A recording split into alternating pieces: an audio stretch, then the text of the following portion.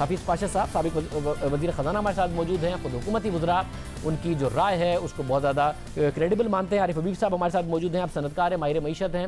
حفیظ پاشا صاحب, سب سے پہلے میں آپ سے شروع کروں گا. کوئی سلور لائننگ ہے سب میں پاکستان کے لیے؟ ظاہر ہے پاکستان تیل درآمد کرتا ہے, بہت زیادہ کرنٹ اکاؤنٹ ڈیفیسٹ پاکستان کا کم ہو سکتا ہے. بسم اللہ الرحمن الرحیم. دیکھیے, سلور لائننگ تو سب سے زیادہ یہ ہے کہ اگر تیل کی جو قیمتیں 25% گری ہیں کل, اگر وہ قائم رہا یہ $35 فی بیرل پر قیمت, تو یقیناً پاکستان کو اس سے بڑا فائدہ ہوگا. ہماری امپورٹ بل میں تقریباً 3 سے $3.5 ارب کی کمی آئے گی. اور اگر حکومت یہ مناسب سمجھتی ہے کہ ان قیمت کی کمی جو ہے انٹرنیشنل پرائس میں, اگر اس کو زیادہ طور پر پاس آن کیا جائے, یعنی کہ جو قیمتیں ہیں اس وقت تیل کی, پیٹرول کی یا ہائی سپیڈ ڈیزل آئل کی اور دوسرے جو پروڈکٹس ہیں ان کی اگر مناسب کمی کی جائے تو اس سے افراط زر پہ بھی بڑا اچھا اثر پڑے گا.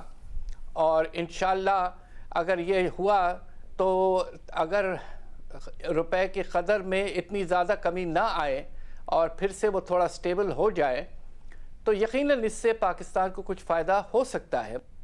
اور 17 مارچ کو اسٹیٹ بینک کی میٹنگ بھی ہے. ظاہر ہے سب انڈسٹری کی ڈیمانڈ ہے کہ شرح سود کو کم کیا جائے پاکستان میں. جیسے ہی کرونا وائرس کے خطرات آئے تو امریکہ میں فوری طور پر انٹرسٹ ریٹس کو کم کیا گیا. آپ سمجھتے ہیں فوری طور پر اب انٹرسٹ ریٹس کو کم کرنا چاہیے, کیونکہ نظر آ رہا ہے قیمتیں گرنے کی وجہ سے تیل کی قیمتیں, اور جنوری کے نمبرز بھی مہنگائی کے کمی نظر آئے ہمیں فروری کے جنوری کے مقابلے میں, کہ اب شرح سود کو فوری طور پر کم کیا جائے؟ دیکھیں, ایک چیز جو نمایاں طور پہ ہوئی ہے اور وہ یہ ہے کہ اسٹیٹ بینک یہ کہتا رہا ہے کہ ہمارا لنک جو ہے وہ ہیڈ لائن یعنی کہ اوور آل انفلیشن سے ہے, کور انفلیشن سے نہیں ہے. ہم پالیسی ریٹ جو ہیں وہ افراط زر کے جو اوور آل ریٹ ہے اس سے ہم نے لنک کیا ہوا ہے. اب دیکھیے کہ جنوری سے لے کر فیبروری تک 2.2% کمی آئی ہے اللہ کے فضل سے افراط زر میں. تو یہ تو امیڈیٹلی ٹرانسفر کر دینا چاہیے. اور میرے خیال سے 2 سٹیپس میں اگلے 3 سے 4 مہینے میں اس سود کا جو ریٹ ہے, پالیسی ریٹ, اس کو زیادہ سے زیادہ 9% پہ رکھنا چاہیے. اور اس سے نہ صرف انڈسٹری کو فائدہ ہوگا, پروڈکشن میں اضافہ ہوگا, مگر ہماری بجٹری پوزیشن جو ہے وہ بہت بہتر ہوگی.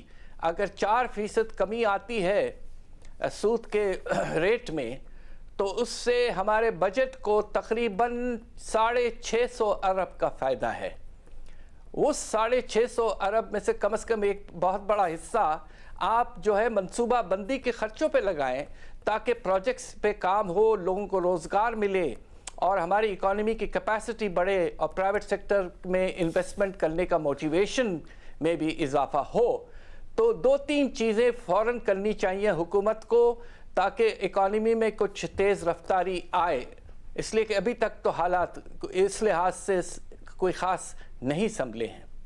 اور ظاہر آپ لکھتے رہے, بات بھی کرتے رہے کہ حکومتی پالیسیز کی وجہ سے گزشتہ دنوں جو بے روزگاری ہے اس میں اضافہ ہوا, جو پاورٹی لائن ہے اس کے نیچے لوگ چلے گئے, غربت میں بہت زیادہ اضافہ ہوا. آپ سمجھتے ہیں کم از کم حکومت کو ایک سپیس ملا ہے, یہ جو دنیا میں ہو رہا ہے گلوبل فنومینا ہے, اس کی وجہ سے حکومت اس کا فائدہ اٹھا سکتی ہے, ایک سپیس ملا ہے گروتھ کی طرف جانے کا؟ دیکھیں, بات یہ ہے کہ آج کل انفیکٹ آئی ایم ایف نے خود یہ کہا ہے کہ گلوبل حالات خراب ہو چکے ہیں اور انہوں نے ایک اسپیشل فنڈ قائم کیا ہے $50 ارب کا ان ملکوں کے لیے جو متاثر ہوں گے, اور پاکستان جو ہے اس لسٹ میں موجود ہے. اس لیے کہ ہمارا جو رشتہ چائنا کے ساتھ ہے وہ بہت ہی اسٹرانگ رشتہ ہے دوسرے کنٹریز کے کمپیریزن میں, تو لہٰذا ہم اس طرح سے متاثر ہو سکتے ہیں. آپ دیکھیں نا, سی پیک کے پروجیکٹس پہ بھی سست رفتاری آ سکتی ہے. تو اس لیے پاکستان کو اس وقت آئی ایم ایف سے کہنا چاہیے کہ گلوبل حالات خراب ہوئے, ہم پر نقصان ہوا ہے اور ہوتا رہے گا, لہٰذا اب وقت آ گیا ہے کہ آئی ایم ایف پروگرام کو ریویو کیا جائے اور ری نیگوشیٹ کر کے ایک ایسا پروگرام پاکستان کے لیے لائیں جو کہ مناسب ہو ان حالات میں. یہ اس لیے میں کہہ رہا ہوں کہ اس وقت جو آپ نے اگریمنٹ کیا ہوا ہے آئی ایم ایف کے ساتھ, آپ کو آنے والے بجٹ میں پھر سے بے شمار نئے ٹیکسز لگانے پڑیں گے, تقریباً 900 ارب کے نئے ٹیکسز. اب آپ سوچئے کہ پاکستان کی تاریخ میں پچھلے سال ہم نے 700 ارب سب سے زیادہ لگائے تھے, اب کیا پھر سے جا کے ہم 900 ارب لگائیں گے؟